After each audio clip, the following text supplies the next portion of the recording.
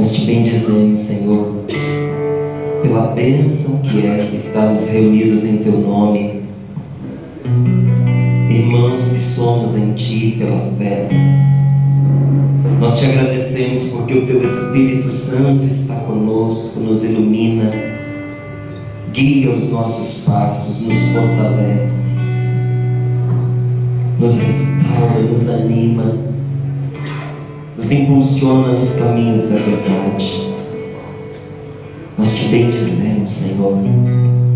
Te bendizemos porque o Teu amor não tem fim, porque a Tua misericórdia é eterna, porque olhas com compaixão para nós. Somos Teus filhos, Senhor.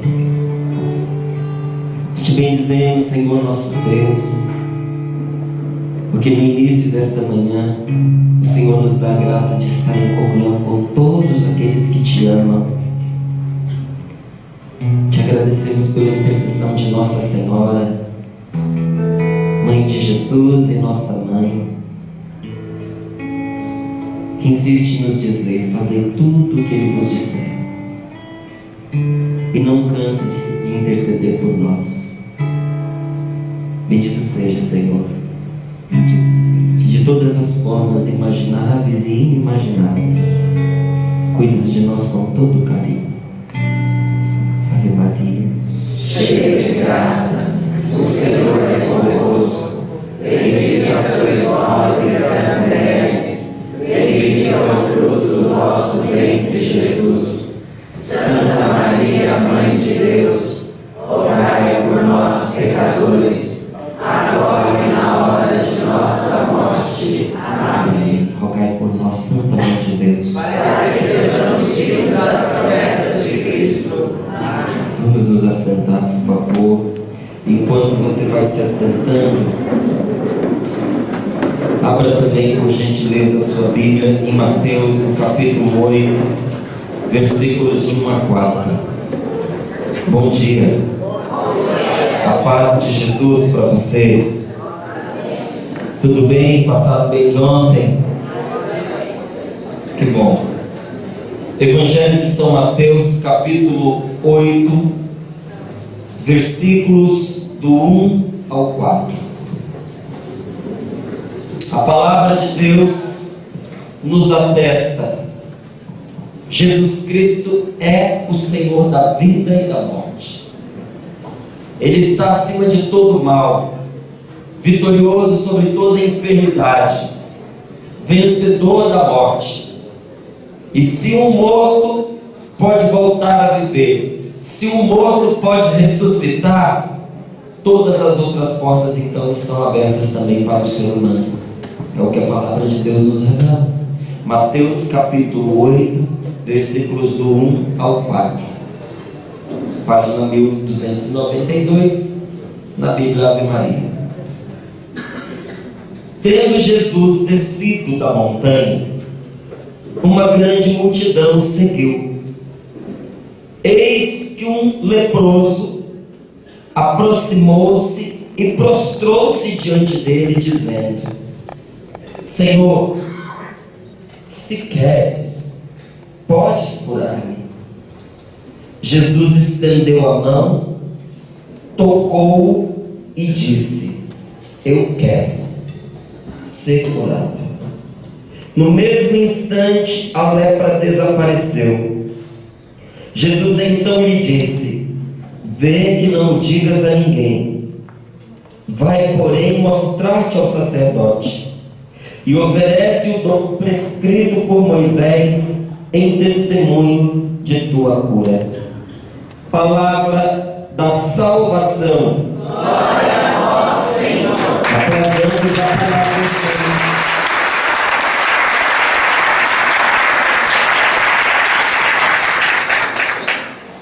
Quando Deus toca por meio de Jesus uma pessoa, Ele alcança por inteiro. E todo o ser desta pessoa começa a ser transformado. Não só as suas emoções, os seus afetos, mas também a sua mente e também o seu corpo. Porque o encontro pessoal com o nosso Senhor Jesus Cristo não é o encontro do nosso espírito, não é o encontro da nossa alma e não é o encontro do nosso corpo. É por isso que nós somos chamados de indivíduos, porque não dá para você separar essas partes que eu acabei de dizer e o ser humano continuar sendo um ser humano. Inclusive algumas pessoas pensam, ou pensavam, ou diziam, ou ainda dizem para os seus filhinhos que quando uma criancinha é muito nova, um bebezinho, morre vira anjinho. Não vira, nunca vai ser. Porque, pelo que nós compreendemos da palavra de Deus, o anjo é algo diferente do ser humano. O anjo é uma outra criação de Deus.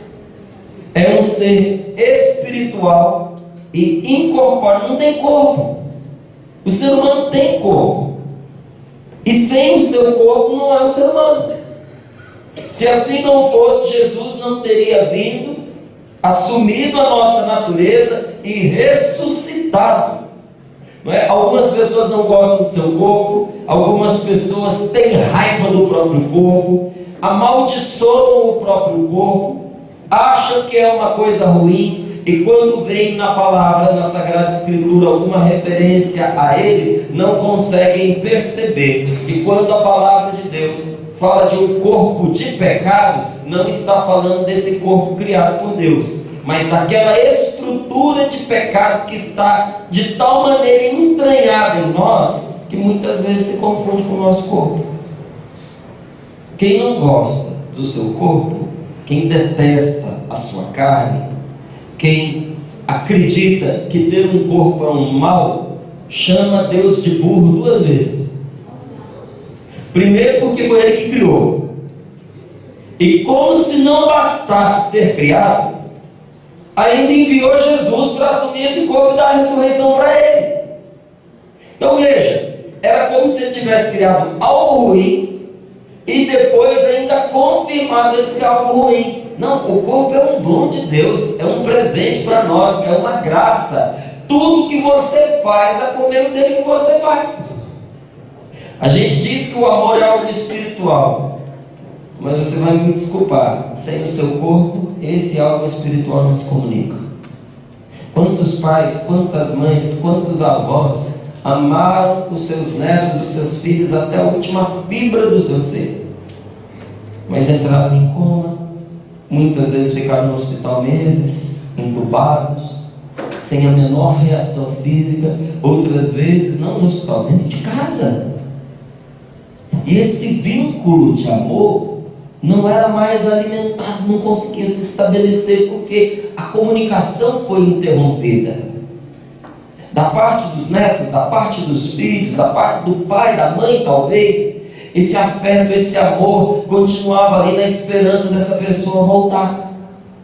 Mas ela mesma não conseguia corresponder, porque você precisa do seu corpo para amar. Você precisa do seu corpo para olhar com carinho, para dar um sorriso, para dar um abraço, para dizer alguma coisa a alguém. Não é? A gente pode dizer assim: naquele retiro eu fiz uma experiência do amor de Deus. Naquele grupo de oração eu me senti muito bem, Deus me visitou. Mas como? Através das pessoas que receberam você. A experiência de amor que você faz num retiro, num grupo de oração, não aconteceria se as pessoas não estivessem lá, para ser um canal, uma manifestação desse amor de Deus para você. Quando nós convidamos um sacerdote para ir à nossa casa, para ir ao nosso comércio, para ir a um estabelecimento para dar uma bênção, não é? O sacerdote, ele precisa pedir a quem solicitou esta bênção que as pessoas que trabalham naquele lugar ou que moram naquela residência estejam lá, porque a bênção não é para as estruturas de concreto, a bênção recai sobre as pessoas. E é justamente esse derramamento da presença de Deus sobre as pessoas que torna um lugar abençoado ou não. Você pode olhar a estrutura sozinha, o que é? É tijolo, é terra, é barro, é cimento, é areia. O que torna um lugar santo ou amaldiçoado? As pessoas que lá estão. Quando um lugar é uma fonte de amor, é um polo de amor, onde as pessoas têm o seu coração aberto para Deus, aquele lugar se torna uma bênção.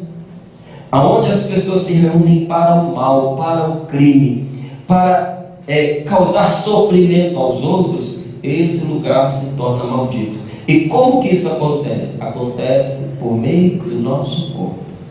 Sem o seu corpo você não faz nada nessa terra. E veja, nosso Senhor Jesus Cristo teve uma atenção especial a Ele também, ao nosso corpo. Não só a Ele, mas a Ele também. Ontem eu dizia algo que é verdade. Tire do Evangelho de São Marcos as páginas relativas às curas, às libertações espirituais e aos milagres que Jesus realizou, e não sobra nada. Sobra nada. Porque a vida de nosso Senhor Jesus Cristo é uma manifestação da misericórdia de Deus que atua concretamente no meio do ser humano, dos homens e das mulheres. Aonde nosso Senhor Jesus Cristo passa a habitar concretamente, verdadeiramente, não só intelectualmente. Como assim só intelectualmente? Porque tem muita gente que acredita em Deus daqui para cima, mas não daqui para cima. A pessoa acredita num ser universal, criador de todas as coisas, numa força positiva, ordenadora do universo, acredita que existe esse ser, e que esse ser deve ser bom, porque o que fez é bom, o que fez é belo, o que fez é inteligente, mas não consegue amar esse ser no qual ela diz que acredita. Não consegue viver em função do bem testemunhado no meio desse universo. Essa crença não nos leva a uma experiência concreta do Deus revelado na Sagrada Escritura, que se mostra uma presença de amor junto de nós, imensamente superior a todo mal e a toda enfermidade. Nosso Senhor Jesus Cristo, quando põe a sua mão sobre alguém, transforma a vida da pessoa por inteiro. Verdade ou não é? Quantas pessoas que estão aqui nesse retiro renovando a sua fé já tiveram um encontro pessoal com Jesus e dão testemunho que aconteceu na sua vida, o que aconteceu também na história da humanidade. Cristão ou não cristão, precisa reconhecer que a história do mundo foi dividida em antes e depois de Cristo. Alguns, por causa das suas crenças, têm um outro calendário, contam os anos de maneira diferente, mas nem eles escapam de reconhecer que um homem, nascido nesta terra há 2000 anos atrás, mudou o rumo da história da humanidade.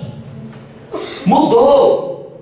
Esse Jesus Cristo que vem a nós, Ele muda a nossa história no momento que Ele entra na nossa vida. Não mudou apenas a história do mundo, mudou a história de muitos de nós que estamos aqui. Eu fui católico a minha vida inteira, mas aos 14 para os 15 anos de idade, eu tive um encontro pessoal com o nosso Senhor Jesus Cristo num grupo de oração da Renovação Carismática Católica em Brasília, minha terra. E nos meses que se seguiram, eu fui vendo coisas que eu não acreditava serem possíveis acontecer. Eu vi a vida de pessoas melhorar, eu vi pessoas abandonando seus vícios, eu vi famílias se reconciliando. Eu digo para você porque eu vi. Eu participei de um encontro com um padre gaúcho, que foi muito conhecido na Renovação, chamado Padre Schuster. Alguns de vocês devem ter ouvido falar dele. É um padre carismático. E durante esse retiro de oração, aquilo que eu lia nos evangelhos, eu tive a oportunidade de testemunhar.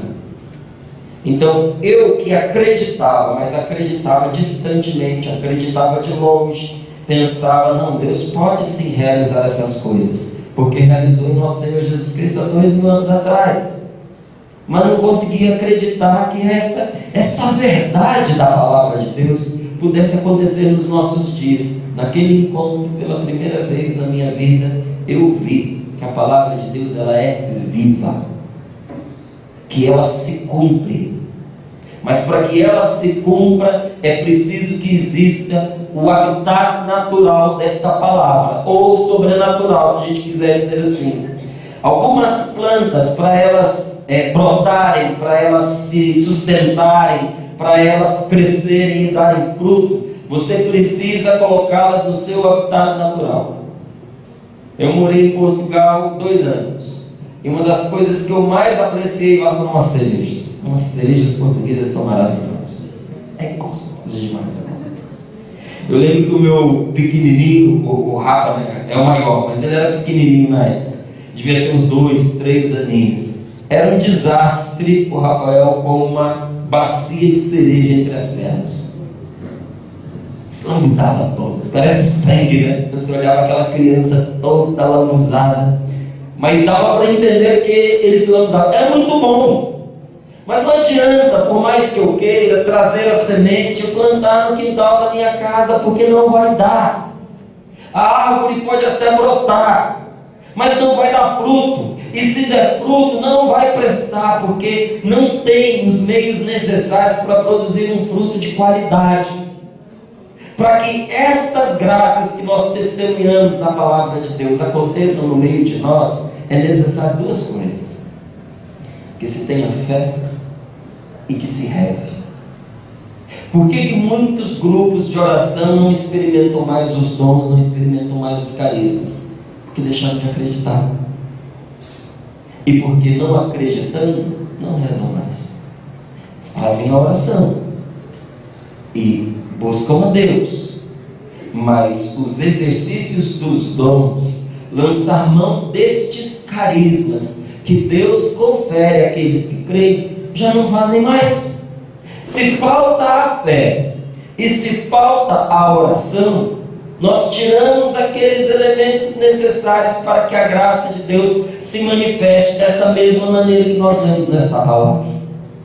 Mas esta palavra nos diz: nosso Senhor Jesus Cristo tem o poder de suplantar todo o mal e de chegar no mais íntimo do nosso ser, ao encontro das nossas necessidades mais profundas. Porém, para que nós façamos uma experiência deste senhorio de Jesus acima de todo mal, de toda doença, de toda enfermidade, nós precisamos fazer o que este leproso fez. Nós precisamos ir até Jesus para recebermos a cura que se derrama das suas chagas. A primeira vez que eu fui num grupo de oração, eu não tinha problema físico nenhum que necessitasse de uma intervenção de Deus. E eu não fui lá pensando em pedir nada, porque a minha ida ao grupo de oração, para mim, foi casual, foi acidental e muito malquista. Eu não queria ir. Eu fui a um grupo de oração porque eu participava do grupo de Crisma. O grupo de Crisma era o mesmo coral da minha comunidade, menos eu. Então, quando você via lá na frente um coral todo cantando, era o grupo de Crisma, sem tirar nem pôr. O único que era da Crisma e não era do coral era eu. E na Páscoa de 89, eu vi o coordenador do coral reunir as pessoas num cantinho depois da missa e conversar com elas. Eu fui lá, estava todo mundo que eu conhecia, né? Tá faltando só eu, entrei ali no meio. Ele estava distribuindo ovos de Páscoa. E quando chegou a minha vez, ele chegou bem pertinho e disse assim: eu sei muito bem quem participa do coral, e você não é um. Então, é chato ter que te entregar o ovo sabendo que você não faz parte. Mais chato ainda é não te dar o ovo. Então toma. Mas se na semana que vem você não vier para o ensaio, na hora da missa, antes da missa, eu te chamo pelo nome lá na frente. Eu era tímido ao extremo. Você não sabe como aquilo caiu em mim, como um raio, me fulminou. A ideia de que eu pudesse dizer meu nome lá na frente me assombrava. Então, no sábado anterior à minha primeira participação no coral, fui o primeiro a chegar para o ensaio. E depois nunca mais deixei. No dia da participação lá no coral, a primeira vez que eu fui, uma senhora me convidou para ir ao grupo de oração. Eu não queria ir. Quando ela fez o convite, eu só conseguia pensar: meu Deus, eu estou sendo arrastado cada vez mais para dentro da igreja, porque eu já tenho a catequese da Crisma, eu já participo da missa, me enfiaram dentro do coral, agora um grupo de oração. E eu dizia para mim mesmo: seja homem e diga que você não quer ir. Só que a vergonha me impedia de dizer. E ela estava ali na frente esperando minha resposta, olhando nos meus olhos. Alguém que eu encontrava toda semana. E aí? Você veio? Claro que eu vou sexta-feira, não é? 8 horas eu estou lá. Eu passei uma semana me odiando por ter aceito. Eu não vi a hora de chegar esse dia para eu participar e nunca mais aparecer lá. Eu não queria ir porque eu não queria enfrentar um grupo de pessoas desconhecidas. Quando eu cheguei no grupo de oração, na sexta-feira, na hora que eu ia me aproximando do lugar onde ele acontecia, eu procurava me consolar com a seguinte ideia: bom, pelo menos eu não sou de todo estranho, porque ao menos uma pessoa eu conheço, quem me convidou.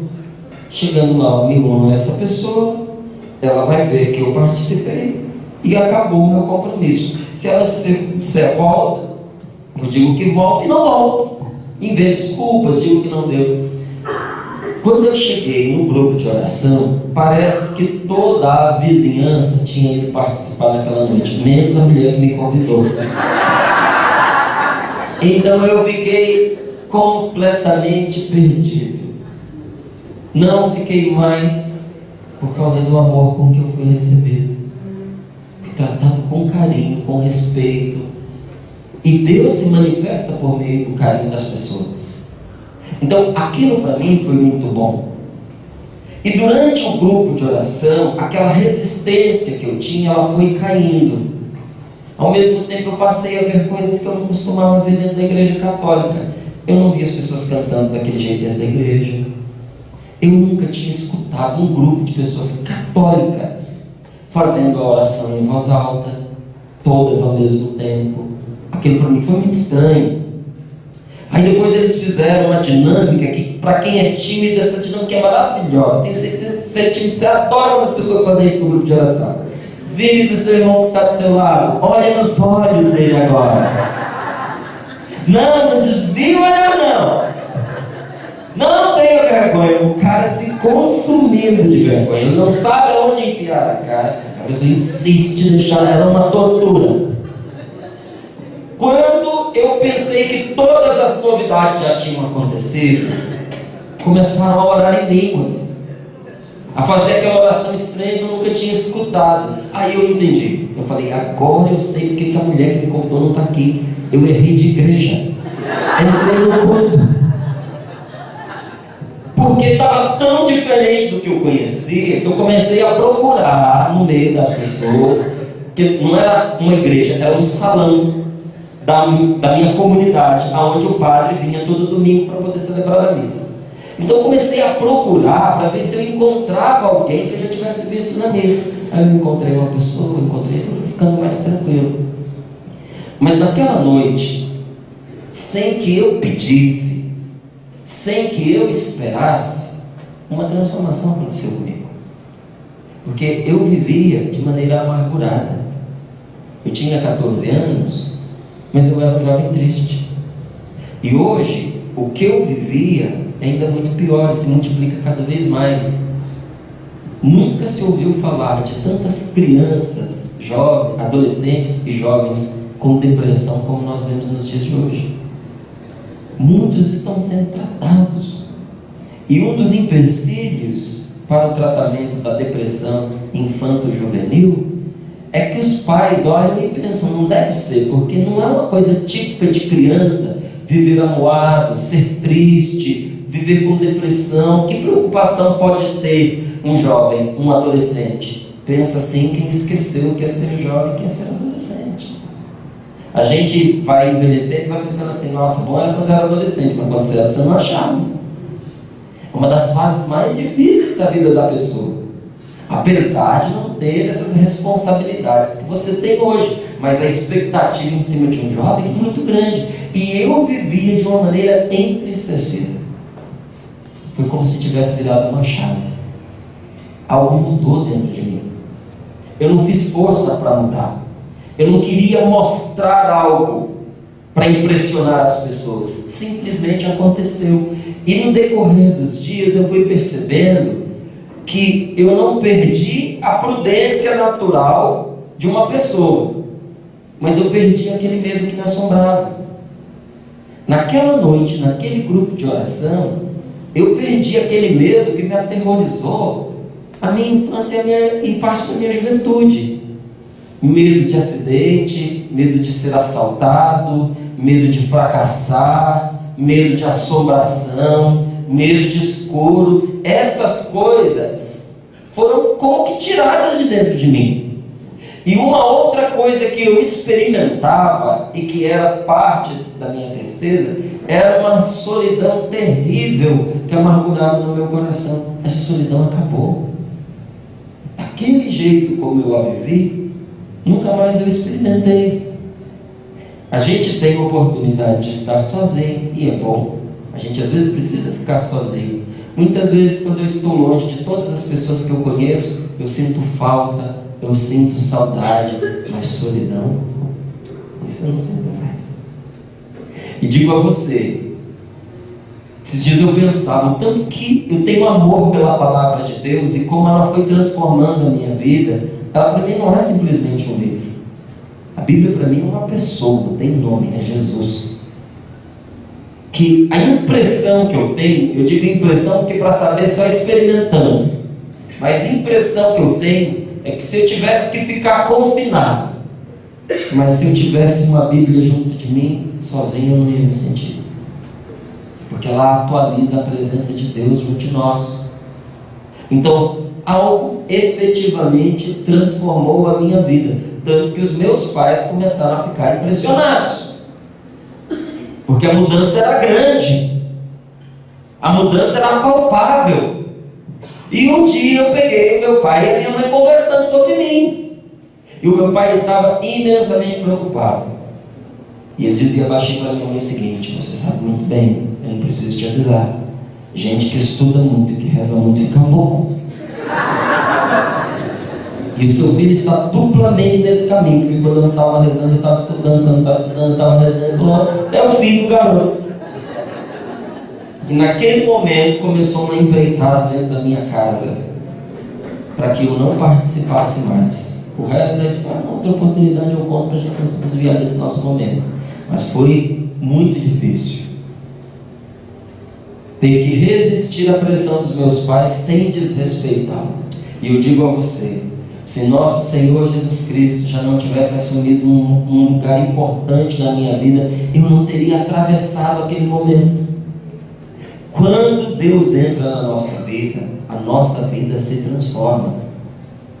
Veja, se você olha esta palavra com mais carinho, com mais atenção, mais está do leproso, nós queremos fazer a experiência que este homem fez, porque todos nós carecemos de certos consertos na vida da gente, porque a vida de todos nós sofreu estragos. Cada uma, se nós fôssemos conversar, contaria histórias comoventes, alegres, maravilhosas, mas todos nós, sem exceção, que estamos aqui, se pudesse voltar atrás, teria alguma coisa na sua história que mudaria, que corrigiria, que se pouparia a viver. Todos nós que estamos aqui passamos por situações que foram insatisfatórias para nós e que deixaram marcas extremamente dolorosas na nossa vida e que carecem de cura. Então, o que devemos fazer também nós para sermos curados pelo Senhor, para experimentarmos o que este homem experimentou? Os Atos dos Apóstolos contam que alguém havia feito essa mesma pergunta. Eles viram que Pedro, os apóstolos e Nossa Senhora, eles viviam de uma maneira diferente. Pedro, os seus companheiros e Nossa Senhora, depois que o Espírito Santo foi derramado sobre eles, se tornaram novas pessoas. Se você olhar a história de Pedro, antes do Pentecostes, depois do Pentecostes, são duas pessoas completamente diferentes. Pedro era um homem turrão, resistente, grosso e fraco. Ao mesmo tempo que ele tinha um temperamento terrível, ele era um homem fraco. Tanto que o nome dele diz um pouco dele. Que o nome de Pedro significava caniço, uma coisa quebradiça, fraca. Jesus o muda de uma tal maneira que põe nele um outro nome, Pedro. Sobre esta pedra eu edificarei a minha igreja. Tamanha foi a transformação do caniço para a rocha. Pedro no começo estava sempre dando na trave. Tudo o que Jesus fazia, ele se colocava ali, ele se interpunha. Quando nosso Senhor Jesus Cristo falou que ia descer rumo a Jerusalém para enfrentar a morte, Pedro tomou Jesus à parte. Não sei se você se lembra dessa passagem do Evangelho. Chamou Jesus à parte e deu um esculacho em Jesus. Nem os fariseus, nem os saduceus ouviram de Jesus o que Pedro ouviu. O que foi que Jesus falou para ele? Afasta-te de mim, Satanás. Os fariseus e os saduceus, Jesus chamou de filho do diabo. A Pedro ele chamou do próprio diabo em pessoa. Então coisa boa ele não tinha feito. Era um homem sem discernimento. Quando chegou ali o dia da instituição da Eucaristia, que estavam eles na ceia da Páscoa, e Pedro estava ali com Jesus, e Jesus faz o lava-pés, se ajoelha para poder lavar os pés dele. Quando chega na vez de Pedro, o que ele diz? Não, de jeito nenhum, o Senhor é você, eu não vou permitir que lave os pés. Jesus diz, então se eu não te lavar os pés, você não vai ter parte comigo. Ah, então lava a cabeça também. É um homem sem juízo. Mas depois do batismo no Espírito Santo, depois do Pentecostes, ele se tornou uma pessoa admirável. Se tornou uma pessoa capaz de dar a vida pelos outros. Se tornou um homem modelado pelo Espírito Santo. E quando aquela multidão olhava para ele, olhava para Nossa Senhora, olhava para os apóstolos, via a própria presença de Deus. Tanto que alguém perguntou, o que nós devemos fazer para experimentar isso que vocês estão experimentando? E a resposta foi simples: acreditem, se convertam e vocês poderão experimentar. O que nós precisamos fazer para experimentar de Deus a força do seu senhorio, a força do seu Espírito e esse poder que é capaz de nos renovar, de nos restaurar, é nós acreditarmos e nós voltarmos para Deus. Acreditar e voltar para Deus constitui a única coisa que nós necessitamos para nós sermos curados. A fé, se você percorrer a Sagrada Escritura, da primeira até a última página, você vai perceber que a fé é o meio indispensável pelo qual a salvação chega até nós. Veja, não adianta você ter em cima da sua casa uma caixa d'água com uma capacidade espetacular, se você não tiver um encanamento que faz essa água chegar até você. Vai te dar um trabalho tão grande que você vai buscar em outras fontes. Acabou a água aqui em Santo Amaro, acabou a água em São Paulo, a água que vem da rua. Você vai usar a da caixa. Agora, se o encanamento está danificado, meu amigo, duvido que você queira escalar o seu telhado com um balde e retirar de lá de cima. Os reservatórios do céu estão sempre abastecidos de salvação. Salvação que se manifesta no correr do nosso dia. Salvação para o dia de hoje, para o dia de amanhã e para a vida eterna. Mas esta salvação, nós tomamos posse dela, nós experimentamos ela por meio da fé. A fé é o meio pelo qual ela chega até nós. A fé é dom de Deus, mas ao mesmo tempo é uma resposta à iniciativa de Deus. É quando nós dizemos sim ao Senhor. É quando nós vemos aquilo que Deus está fazendo e respondemos: Senhor, eu creio em Ti e eu aceito 100% aquele que o Senhor me enviou, que é nosso Senhor Jesus Cristo. Eu aceito, eu confio nele, eu deposito nas mãos de Jesus a minha inteira confiança de que Ele está em meu favor e de que Ele irá me salvar. Isso é fé. Uma ilusão é a gente entrar num espaço de oração, de estarmos rezando junto com outras pessoas e começarmos a nos comparar com elas por meio do sentimento. Porque a fé não é sentimento. Você diz assim: eu não tenho fé porque eu não estou sentindo a presença de Deus. E quem diz para você que fé é sentir a presença de Deus? Fé é acreditar. Tem dias que o ar está tão parado, não tem vento nenhum, que fica difícil até respirar, não é verdade? Você não sente nada, mas você tem certeza de que o ar está ali, porque senão você cai morto. Você acredita apesar dos sinais da presença desse ar terem sido diminuídas ao mínimo possível. Você acredita apesar de não sentir. Quando você convive muito tempo ao lado de uma pessoa e ela foi mostrando para você em inúmeros eventos que ela ama você, que ela é sua amiga, em alguma altura, quando você não sente mais essa amizade, você não sente, você ainda continua acreditando. Porque a experiência de uma vida vivida um ao lado do outro foi provando para você que não é simplesmente um sentimento, mas uma decisão de estar em seu favor. Aquela pessoa é sua amiga, ela te ama, independente de você sentir ou não. Independente de você sentir ou não o amor de um pai, de uma mãe, há um momento em que você precisa escolher se você acredita ou não. E em geral a gente acredita, porque nós vimos muitas demonstrações. Fé é acreditar, não é sentir. E eu digo a você, uma pessoa que apesar de não sentir, continua acreditando, tem um mérito maior do que aquela que acredita porque sente. Então, a fé de uma pessoa que no momento de uma oração está chorando do seu lado, está tremendo, está emocionada, não é maior do que a sua, simplesmente por causa das lágrimas, por causa do choro, por causa do estremecimento. Fé é confiança em Jesus.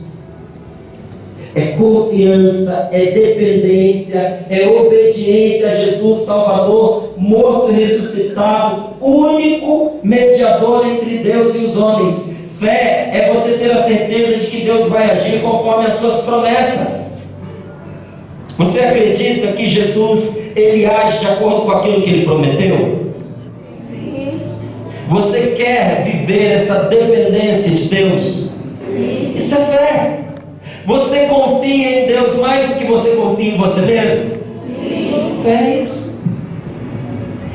Por mais preparada que uma pessoa seja, é a primeira vez que ela passa sobre a face da terra. E olha, para quem ainda tem dúvida, primeira e única, ouviu? Não vai voltar e refazer um caminho. Uma vez que é a primeira vez que você está vivendo, a sua vida é um ensaio. É um ensaio da sua vida. Tem algumas coisas que você vai acertar, e tem algumas coisas nas quais você vai errar e você vai fracassar, porque é a primeira vez que você está vivendo. É a primeira vez que você tem 17 anos, é a primeira vez que você tem 23, é a primeira vez que você tem 80. Você já sabe o que é ter 79, 78, 77, 76, mas 80 é a primeira vez. E assim a gente vai todos os dias ingressando numa experiência nova. Quantos pais, não é? Dizem que eu me arrependo porque eu errei com meu filho, eu poderia não ter errado, poderia, mas errou. Não, mas eu me sinto culpado. Por quê? Você não sabia. Você estava aprendendo. Era a primeira vez que você estava sendo pai daquele filho. Não, mas era o meu terceiro filho. Então, mas aquele era a primeira vez. Quem tem filho? Levante a mão, por favor. Quem tem mais de um filho? Continue com a mão levantada. Qual deles é igual a qual? Pois é, meu amigo. Nenhum é igual ao outro. O que você faz com um filho não funciona para o outro. Então veja, se na educação dos nossos filhos, do segundo, do terceiro, do quarto, a gente se sente iniciante, imagine outras coisas que a gente não fez nenhuma experiência. E nós queremos dizer: o dono da minha vida sou eu, quem manda na minha vida sou eu sou o Senhor da minha história. Você pode pensar que é, mas na verdade você não é. E se não for Deus por você, você está perdido. E vai descobrir isso quando você estiver morrendo. Ontem a gente falou sobre pecado. Eu devia ter dito uma coisa para você, porque muita gente não sabe o que significa a palavra pecado. Pecado quer dizer errar o alvo. Mas não é errar o alvo. É essa a tradução literal da palavra pecado. Pecado quer dizer errar o alvo.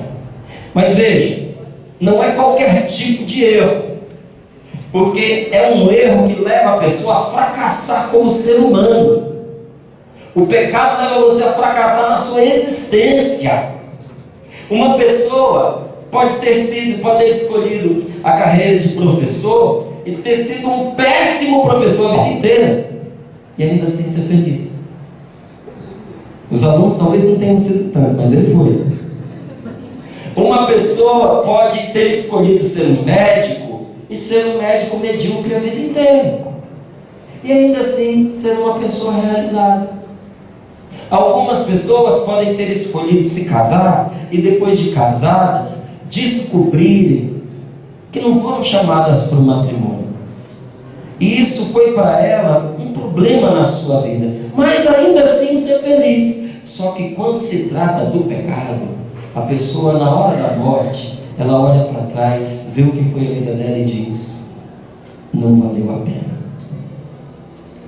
Ela percebe que tudo que ela foi se juntou para se transformar num grande fracasso, e agora não dá tempo de retroceder e de corrigir o mal que foi feito. O pecado nos leva a esse tipo de fracasso, e isso sempre acontece quando nós acreditamos que o Senhor da nossa vida somos nós mesmos, quando nós achamos que nós podemos pelas nossas próprias forças nos salvar.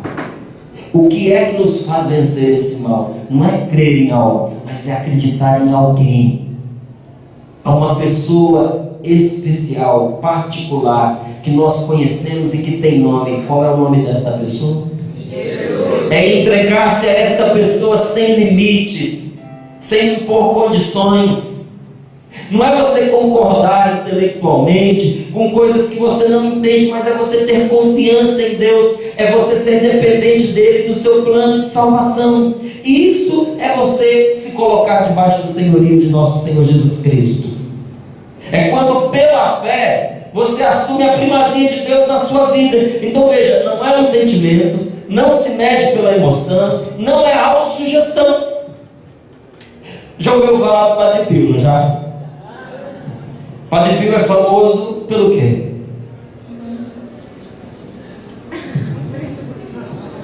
Que medo de responder? Responda, é isso mesmo. Pelo que ele se tornou famoso? O mundo inteiro conhece. Por causa dos estigmas, por causa das chagas. E ele estava lá com as suas mãos abertas, quando um cientista se aproximou dele e disse para ele o seguinte: você tem essas chagas aí nas suas mãos porque você se autossugestiona. Você se foca tanto na cruz, você se foca tanto em Jesus, que de ficar olhando para ele e sofrendo as dores dele, abriu-se nas suas mãos e nos seus pés essas feridas, porque perceberam que ele não as tinha provocado. Elas aconteceram nele, isso era fato. Padre Pio deu para essa pessoa uma resposta muito interessante. Perguntou para ela assim: autossugestão, né? Ele disse: exatamente. Ele falou: então, por que o senhor não se põe diante de um boi e mentaliza a cabeça dele para ver se lhe crescem os chifres? É muito fácil escapar para essas respostas quando é conveniente para nós. Muitas pessoas às vezes justificam o que acontece nos grupos de oração como histeria coletiva, como indução, como autossugestão, como se os grupos de oração produzissem as transformações que produzem por causa da massa de pessoas emocionadas que estão ali. Primeiro, emoção não sustenta ninguém durante muito tempo. A emoção é derrubada pelo tempo. A pessoa não consegue ser fiel a uma participação de um grupo, a um segmento de Jesus, por anos a fio, 15, 20 anos, como nós temos pessoas aqui, se simplesmente foi a emoção que as manteve ali. Segundo, nós não nos reunimos para adorar nosso Senhor Jesus Cristo por causa da emoção que nós sentimos. A renovação carismática católica não é emocionalista, mas ela é emocionante, porque nós seguimos nosso Senhor Jesus Cristo, que é emocionante. Você quer se comover? Leia as páginas do Evangelho, veja a misericórdia desse homem, veja o amor de Jesus. Até gente que não acredita que ele é filho de Deus o tem como uma referência, porque Jesus é uma pessoa comovente. Fé, meu amigo, não é autossugestão. Fé é uma experiência que nós fazemos de acreditar naquilo que nós não vemos por causa da palavra de alguém. E porque você acreditou na palavra dele, você acredita, você vê aquilo que você acreditou acontecendo. E esse leproso, há 2000 anos atrás, entendeu isso que eu e você estamos entendendo, sem precisar nenhuma pregação, sem precisar nenhuma palestra. Ele tomou uma decisão total de se entregar àquele homem que estava ali, uma decisão que o envolveu completamente. Naquele dia, aquele leproso pôs-se diante de Jesus, porque ele sabia que Jesus podia dar apenas, somente aquilo que Deus é capaz de dar. Somente Jesus poderia dar o que ele precisava. E o que ele precisava, só Deus podia dar. Então o que foi que ele fez? A primeira coisa, se você for confrontar, olha ali o capítulo 8. Lá na frente você vai ver outras duas situações embaixo do título: cura de um leproso, está vendo? Aí está citado aí Marcos capítulo 1, versículos do 40 ao 45. Depois está citado Lucas capítulo 5, versículos do 12 ao 16. Achou onde está? Sim ou não? Então, na passagem que eu disse, Mateus capítulo 8, versículo 1, leia lá, cura de um leproso. Leu? Sim ou não? Sim. Debaixo do título, entre parênteses, antes de começar a leitura, está bem escrito ali, ó, Marcos capítulo 1, versículo. Se você ler essas duas passagens, vai enriquecer para você o seu conhecimento a respeito do que aconteceu. E o que você vai notar? Que esse leproso, ele caiu de joelhos diante de Jesus. Ele se rendeu a Deus. Depositou aos pés de Jesus a sua lepra. A sua fé era tão grande que ele não escondeu a própria miséria. Ele expôs-se diante de Deus e diante dos homens. Porque o leproso era uma coisa horrível de se ver. O leproso, ele apodrecia em vida. Há pouco tempo atrás a lepra ainda não tinha cura. E se você visitasse um leprosário, você ia ver pessoas que tinham, por exemplo, parte do rosto carcomida. Você via os dentes da pessoa pela bochecha. Você via os ossos da mão, porque a carne apodrecia. Então um leproso, ele vivia enfaixado, ele vivia coberto, ele carregava um sino. E quando alguém estava se aproximando, ele tinha que tocar aquele sino e gritar: leproso.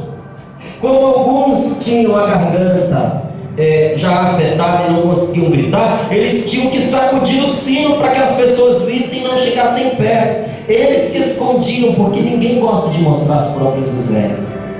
Mas aquele homem tinha tanta certeza que seria a última vez que ele seria visto daquela forma, que ele se colocou diante de Jesus, no meio de uma multidão, e mostrou a sua miséria também àqueles que estavam ali. Porque quando nós cremos em Jesus de verdade, nós subimos com Ele na cruz e morremos para tudo aquilo que não nos deixa viver. E naquela hora esse homem fez uma oração repartida em 3 partes, e todas elas cheias de fé. Qual foi a oração que ele fez? Leia aí para mim, por favor. Versículo 3. Não, versículo 3 não. Versículo 2, no finalzinho.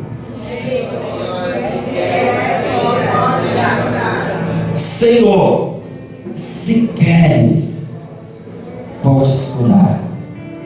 Repita. Senhor, se queres, podes curar. Qual é a primeira parte da oração? Senhor. Qual é a segunda? Se queres. E qual é a terceira? Podes. Maravilhoso. Certinho. A primeira coisa que esse homem disse foi: Senhor.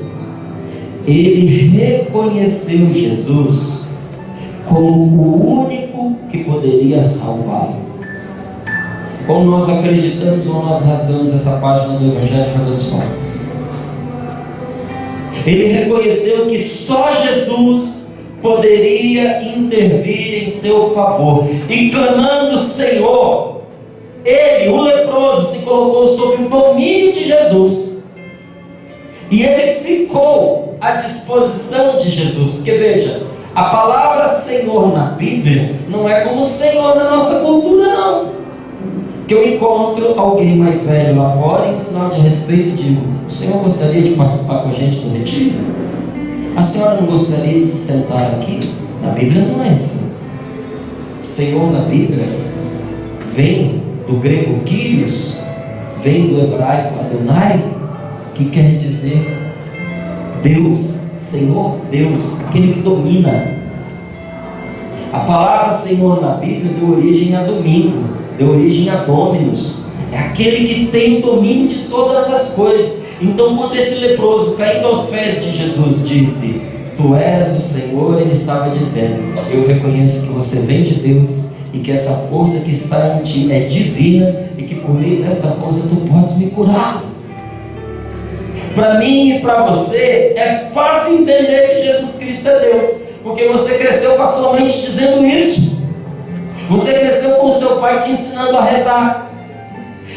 Cresceu vendo a sua família nas horas mais difíceis, clamando por nosso Senhor Jesus Cristo. Tenho certeza que muitas vezes na sua vida você viu pessoas importantes para você dizendo: nosso Senhor Jesus Cristo, meu Deus, em meu socorro, Jesus, valei-me.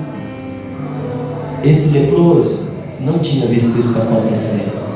Ele tinha ouvido falar de Jesus poucas vezes, mas ele percebeu que muita gente 2000 anos depois é incapaz de notar que Jesus é Deus. E quando ele disse: Tu és o Senhor, ele estava dizendo: Tu és o meu Senhor, e entregou a própria vontade a Jesus Cristo. Ele estava disposto a fazer o que Jesus mandasse. Eu pergunto a você: você está disposto a fazer o que Jesus mandar? Não é fácil. Quando eu entrei para uma comunidade, como é a comunidade Canção Nova, sendo livre e continuando livre, eu entreguei a minha liberdade. Eu não decido tudo sobre a minha vida, eu faço parte de uma comunidade. E muitas coisas que seriam decisões fáceis e rápidas para todos, para nós é difícil. Quando eu comecei a namorar, quando eu me interessei pela minha esposa, eu não podia simplesmente dizer assim: vou namorar mas amanhã. Eu tive que pedir. Eu tive que conversar com as pessoas com as quais eu morava e dizer: eu estou gostando daquela moça. A gente já é amigo. E eu estou querendo namorar com ela. Ah, é? Que legal. Vamos escrever lá para o Padre Jonas e você vai lá conversar com ele. Aí fui eu para a Cachoeira Paulista, que eu morava aqui em São Paulo. Antes de conversar com o padre, eu tive que conversar com a Luzia Santiago. Depois de conversar com a Luzia, eu tive que conversar com o Eto. Depois de conversar com o Eto, eu conversei com o Padre Jonas. Depois de conversar com o Padre Jonas, eles me mandaram falar com a mãe dela. Que coisa mais complicada, meu Deus do céu. É um filtro para ajudar você a ter certeza da sua escolha. Senão você desiste. Se você tiver dúvida de que você realmente quer namorar aquela pessoa, você desiste depois de tantas etapas que você tem que cumprir. Quando nós começamos a namorar, nosso namoro durou 1 ano e 3 meses antes dela entrar para a Canção Nova. Quando ela entrou, no primeiro ano que a pessoa entra, ela não pode namorar. Eu podia, mas ela não. Eu já estava na Canção Nova, ela tinha acabado de entrar. Eu fiquei 1 ano esperando por ela. Quando ela saiu, tivemos que pedir para reatar o nosso namoro. Fomos acompanhados durante todo um tempo. Os frutos nós colhemos até hoje. Nós somos amigos, nós somos cúmplices, nós nos amamos, nós somos felizes. Nós não temos dúvidas de que um quer o outro ao lado para sempre. Mas tudo isso foi feito mediante uma obediência, mediante uma sujeição que para quem está fora de contexto é escandalosa. A pessoa diz assim, que absurdo as pessoas interferirem até nisso. Não interferiram por interferir, interferiram porque eu entreguei a minha liberdade e decidi, dentro de uma comunidade, discernir todas as decisões da minha vida. Não é fácil. A Canção Nova, assim que a gente tinha casado, tinha ali o quê? Uns 3 meses que nós estávamos casados, no apartamento, a casa montada, toda mobiliada, tudo certinho. 3 meses depois, nós fomos transferidos para São Paulo. A gente mal casou, teve que mudar. 1 ano e meio depois que nós estávamos em São Paulo, mudaram a gente para Portugal. Não há assim muita pergunta, você quer ir? Você entrou, você se pôs à disposição, você vai.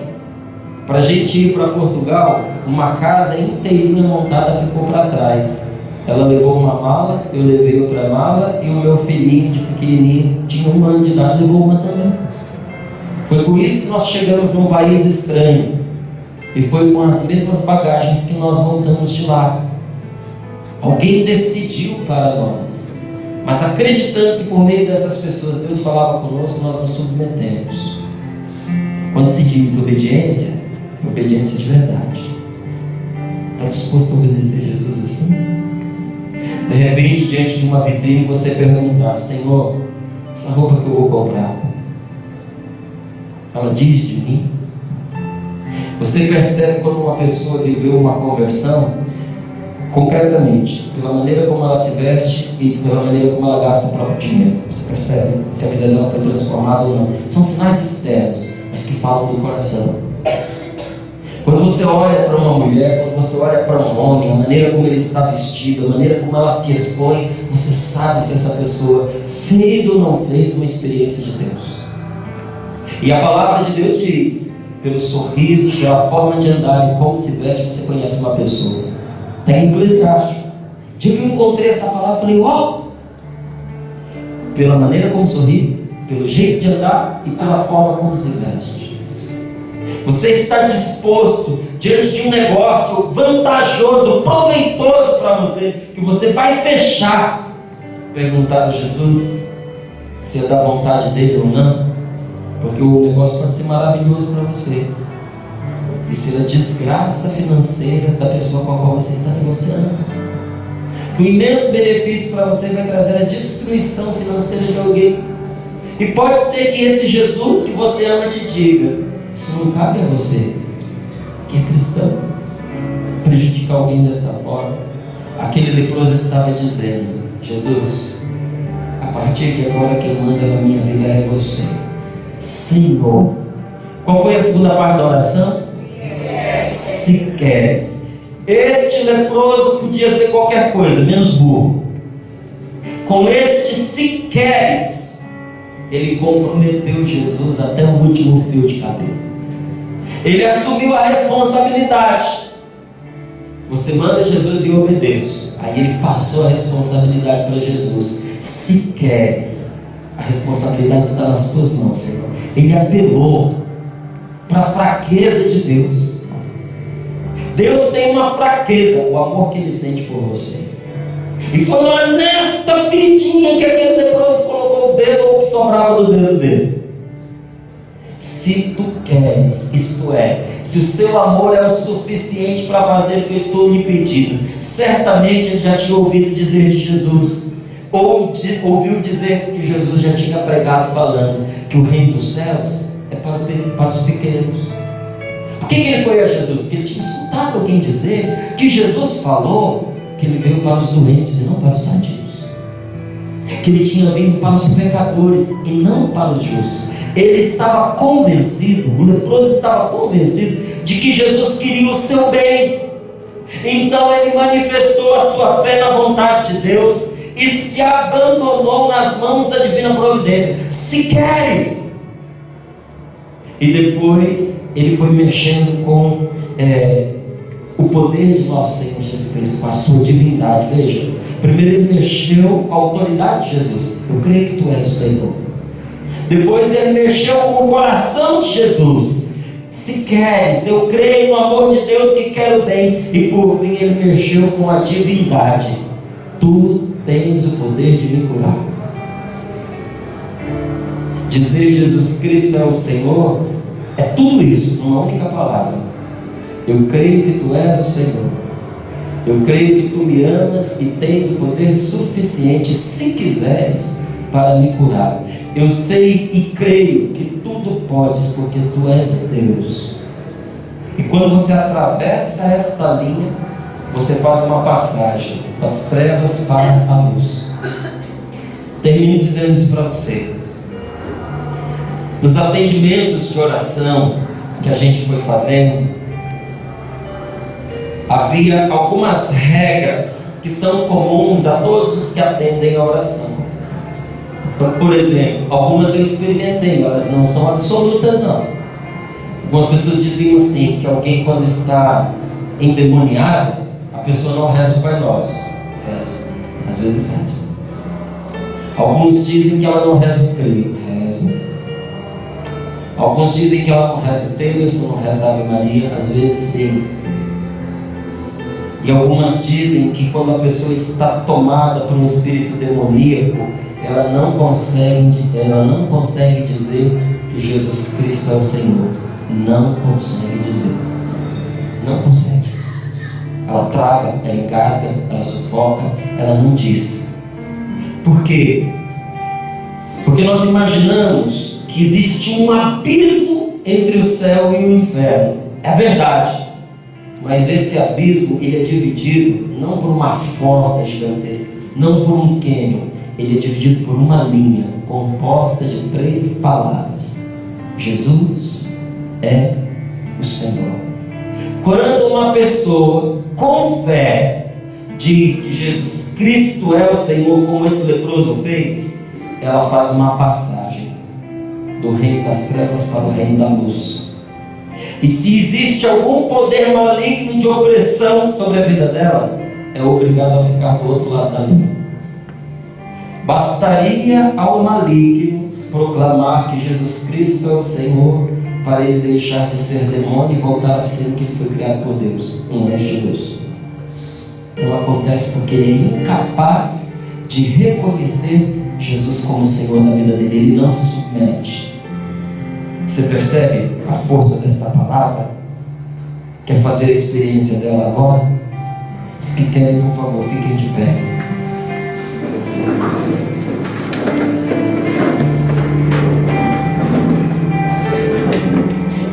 É Deus quem purifica das doenças incuráveis. Nós vemos isso nesta palavra. É Deus quem purifica da enfermidade, do pecado. Feche os seus olhos um pouquinho para a gente rezar.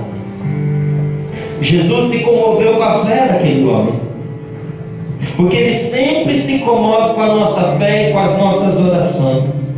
Jesus estendeu a sua mão, tocou aquele leproso e respondeu a oração dizendo: eu quero, fica curado. Eu quero a tua cura, eu quero a tua vida. Esse tipo de fé nos permite ver o invisível e esperar contra toda a esperança, já que tudo é possível ao que crê. E muitas vezes Jesus vai conservar essa cura esperando por você no sacerdote, aonde Ele mandou esse leproso.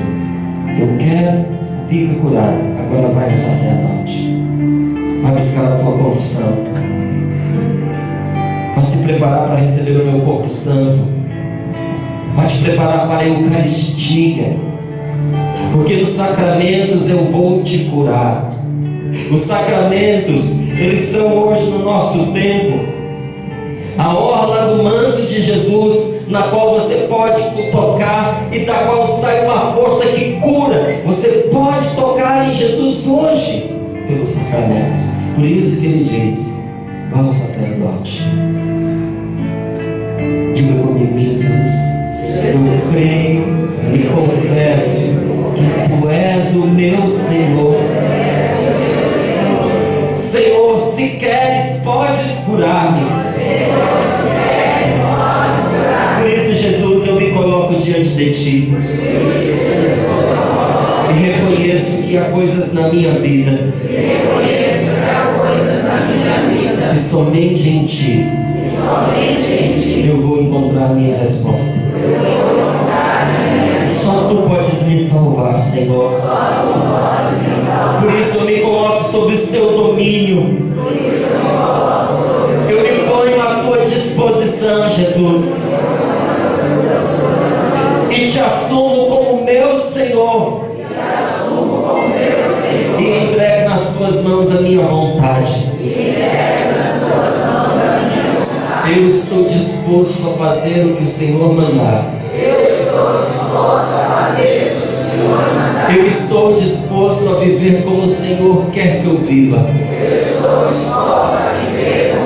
Iluminado pelo dom do teu Espírito. Quero ser obediente a ti, Senhor. Se queres, podes curar-me. Tu podes curar-me, Senhor. Pelo teu imenso amor, cura-me. Senhor, eu sei que tu me amas. Eu sei que tu queres o meu bem. Se a minha oração é frágil, se a minha fé é pequena, vem em socorro da minha falta de fé. Mas agora, o quanto eu posso, eu acredito que o Senhor pode me curar. Coloca as tuas mãos sobre o seu peito,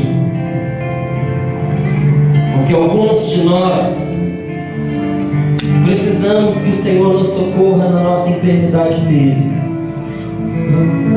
E Ele pode nos socorrer de duas maneiras: curando a doença, ou nos dando a força para vencermos nós mesmos na nossa carne a doença. Quando nós dizemos cura-me, Jesus, quando Ele não dá a cura, Ele dá a força para suportar e vencer a enfermidade. Mas se alguns de nós precisamos ser socorridos no nosso corpo, todos nós aqui, sem exceção, precisamos de cura interior. A cura interior, ela se estende ao longo da vida. Até o último dia da nossa existência, nós estaremos sendo curados, como Jesus também foi. No Horto das Oliveiras, Ele chorou sangue, Ele suou sangue. Ele sabia que o seu amigo o trairia. Ele via que todo o bem que ele tinha feito seria pago com a cruz. E isso magoou interiormente Jesus.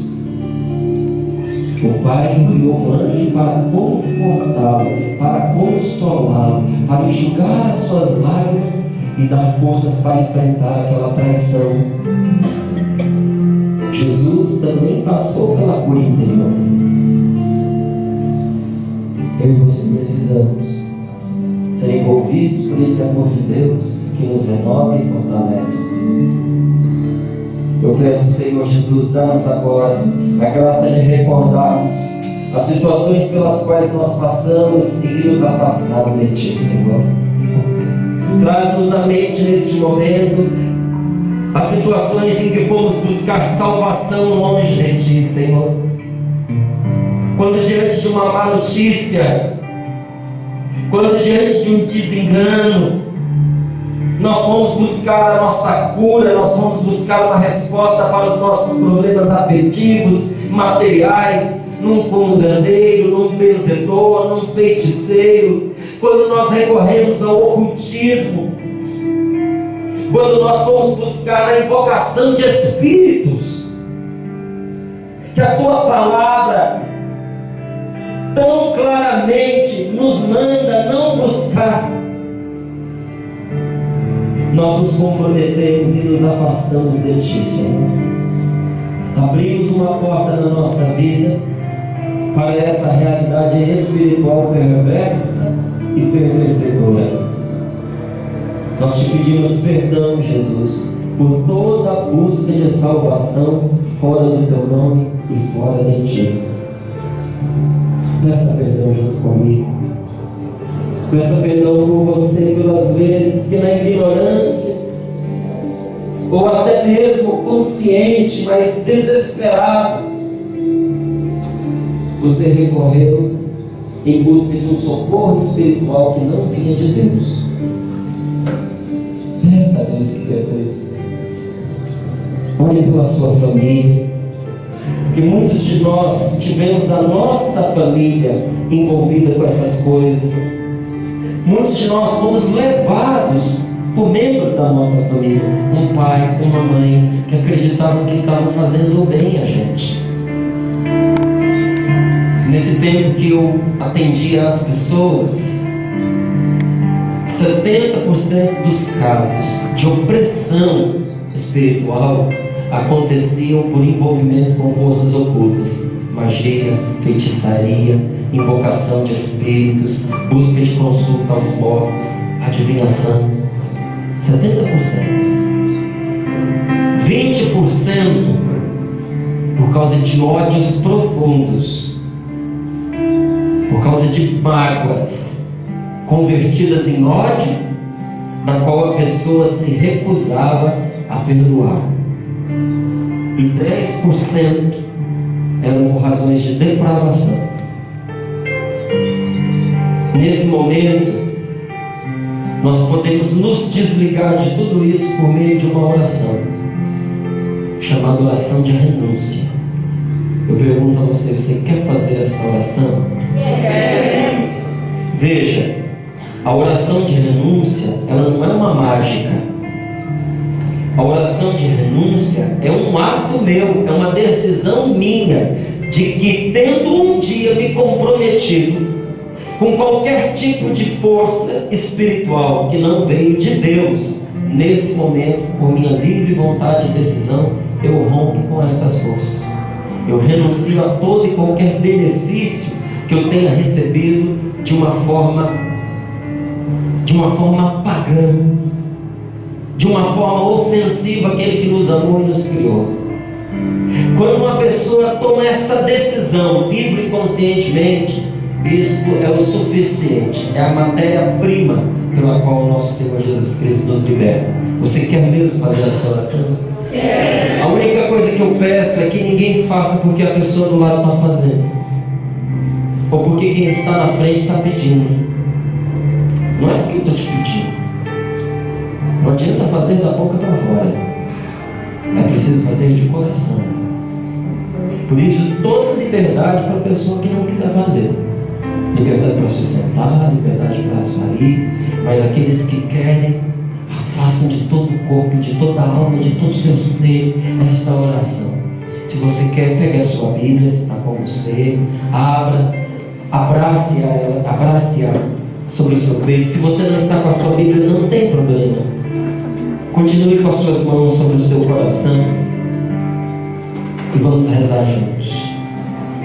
Senhor Jesus, por este sinal da cruz, envolva todos nós, os nossos familiares e bens, no seu amor, no seu poder e no seu sangue, o nosso sinal da cruz, pelo sinal da Santa Cruz, livrai-nos Deus, nosso Senhor, dos nossos inimigos. Em nome do Pai, do Filho e do Espírito Santo. Amém. Por este sinal da cruz, o inimigo não possa nos prejudicar. Em nome de Jesus Cristo, pelo seu sangue derramado, pelas suas 5 chagas, Maria, a Imaculada que esmagou a cabeça da serpente. Eu renuncio a Satanás, autor de todo mal, de todo pecado, e pai de toda mentira. Eu renuncio a todo espírito de impaciência e de raiva, de ressentimento e mágoa, de nervosismos e agressividades, de julgamentos temerários, de presunção, de ira e de ódio, de fofoca, mentira e calúnia. Em nome de Jesus Cristo, eu renuncio a todo espírito de desânimo e de tristeza, de melancolia e solidão, de fracasso e frustração, de desconfiança do amor de Deus e do próximo, de autorrejeição e autocondenação. Faz um minutinho de silêncio, preste atenção no que você está rezando e deixe Jesus, que está conosco, caminhando no meio de nós, libertar você de todo desânimo, de toda apatia, de toda tristeza que estava impregnada em você, de toda dor, de solidão, todo sentimento de fracasso, de frustração, você que não conseguia acreditar de jeito nenhum no amor que Deus tinha por você, que tem por você. O Senhor está libertando você desse sentimento de não se aceitar, de se sentir rejeitado, essa desconfiança que impede você de acreditar no amor dos outros,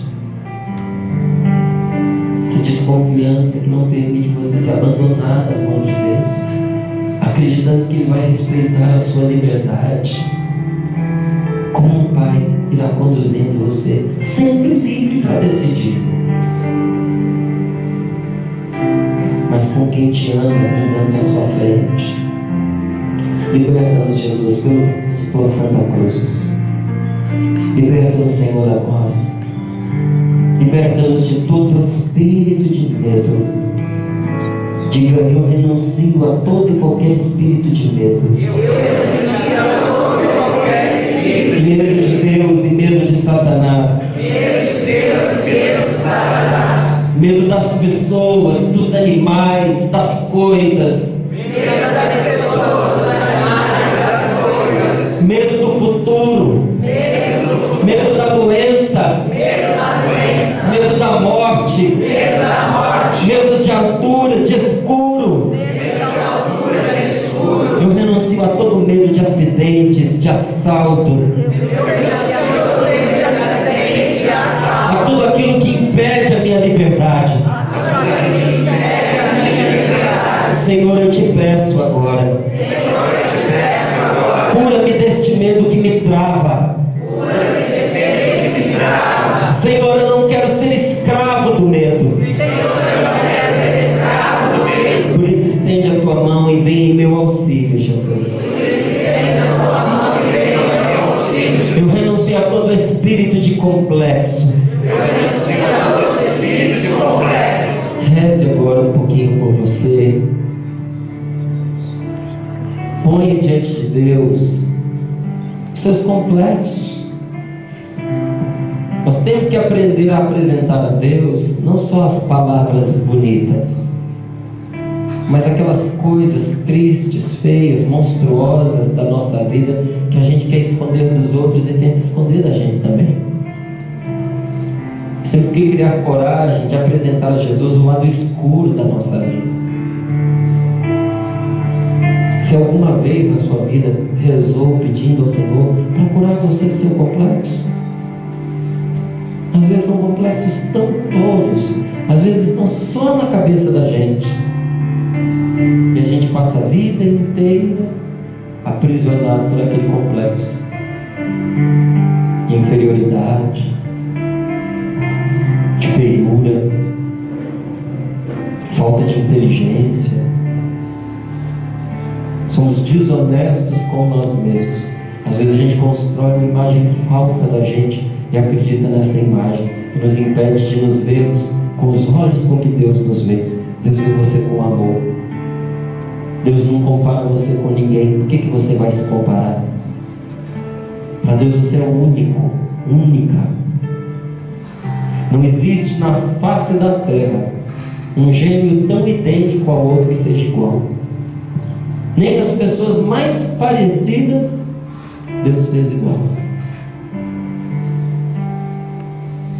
Peça a Jesus agora que dê a você essa libertação e tire do seu coração toda angústia, toda preocupação, que tire de você essa tentação que fica renovando traumas, que fica pondo dentro de você medo de doenças. A pessoa vive em função de doença, tem medo de tudo. Jesus, nós te pedimos agora, a tua cruz é para nós o nosso sinal de libertação. Marcha à nossa frente, Senhor. Pela tua santa cruz, dá-nos, Senhor, a libertação que nós precisamos. Coloque a mão sobre a sua mente e diga comigo: eu renuncio a todo espírito de desequilíbrio na minha mente e nas minhas emoções. Eu renuncio a todo espírito de autodestruição, a todo pensamento de morte, a toda intenção de suicídio. Que se alguma vez na sua vida esta ideia lhe passou pela cabeça, agora é a hora de você anular aos pés de Jesus. Assim como quem mexe com o veneno fica contaminado, assim como quem toca em algo radioativo carrega em si a radiação, aquilo que nós nos envolvemos fora do natural, antinaturalmente, com a morte, deixa em nós uma marca de morte. Não é natural pensar em se matar. Isso foi feito para a vida. E essa ideia calcada de morte dentro de nós nos impregna com a morte. Mesmo quando a gente abandona a ideia do suicídio, aquela marca de morte permanece em nós durante um tempo. Senhor, com o teu sangue precioso, lava os nossos pensamentos e dá-nos, Senhor, a libertação de que nós necessitamos neste momento. Vem, Espírito Santo, vem em nome de Jesus e liberta-nos, Senhor. Nós te pedimos, liberta-nos, Senhor. Eu renuncio a todo espírito de superstição, a todo espírito de descrença, de dúvida e confusão religiosa. Em nome de Jesus Cristo, pelo seu sangue derramado, eu não porei mais a minha confiança em horóscopos, em sortistas, em cartomantes, em consolidamente, pirâmides, essas meditações espirituais, esotéricas, porque a minha mente, o meu coração e todo o meu ser estão sujeitos a Jesus Cristo, meu Senhor e meu Salvador. Eu sou de Jesus, eu pertenço a Jesus Cristo, é em Jesus que eu confio. Por isso eu não porei a minha confiança em nada mais. Eu renuncio a todo esse espírito de idolatria, de falsas religiões.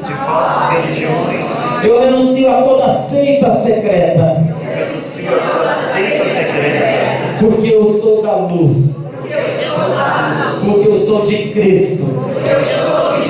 Eu não sou do secreto, eu não sou do oculto, eu não sou das trevas.